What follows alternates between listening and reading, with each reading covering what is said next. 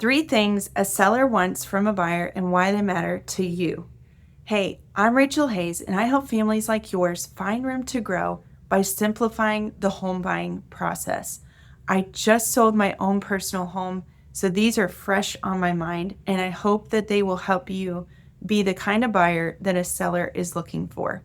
So, first off, sellers obviously they want to get the most out of their house. They want the dollars, of course. The second thing that they want is dates, specific items, possession, whatever it is, that's all related to negotiation. So we've got dollars in negotiation. Lastly, they want cooperation. That could be the transaction team handling the transaction. It could be the agent on the other side of the deal, could be the lending team. All of those parts work together to create an awesome cooperation and an awesome experience, or it can be pretty flat.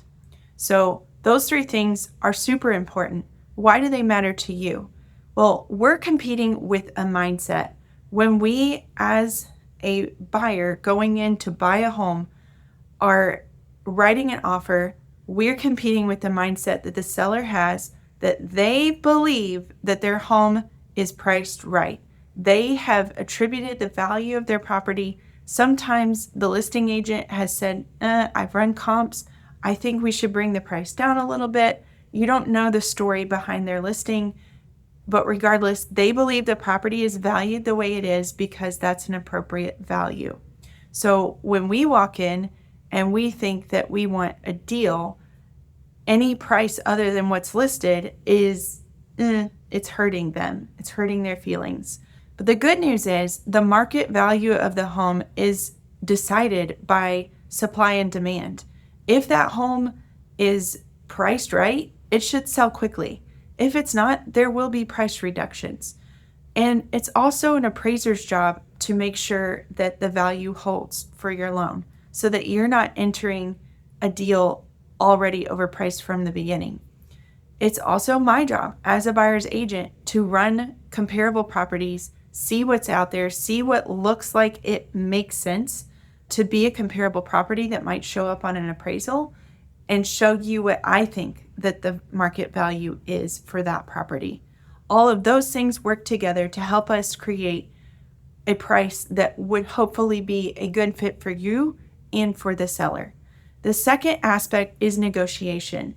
A good buyer's agent is going to call that listing agent and say, hey, what's important to the seller? What would you like to see on this offer? Let's have an honest, open conversation about what your seller wants. And we can find out things like, oh, well, they're building, they are waiting on that home to be finished, so we need possession after closing, and we need this many days to close. Or maybe they want a specific item. I really wanted my porch swing. That could be considered attached to the house.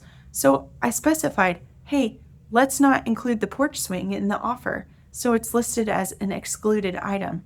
There could be other things we just don't know, and all of that plays into negotiations. And making it as good of a deal for the seller makes your offer a better offer. And it should still be a win for you because you're agreeing to terms before they're written. We figure out what will work for you as well.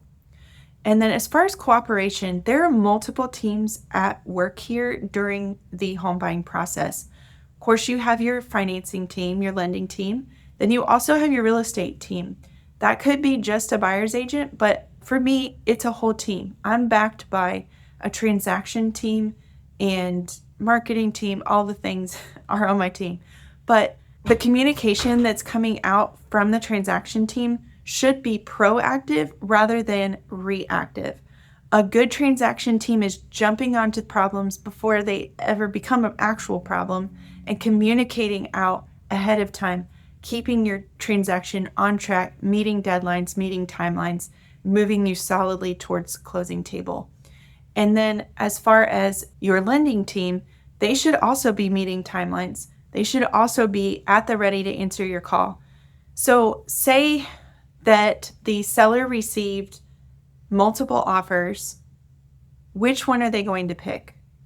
Probably they're going to go with the one that's priced right. But after that, And this does not involve discrimination of any kind. Maybe the listing agent calls the buyer's agent and the lending team. Who's picking up the phone? Who's answering their questions? Who's getting back to them if the call was missed? As they determine that can affect the seller's decision of which offer that they're going to decide to take. Working together to have the reputation of cooperation is incredibly important to your transaction. And ultimately, our goal is to get everyone to the closing table excited to be there and excited to hand over those keys.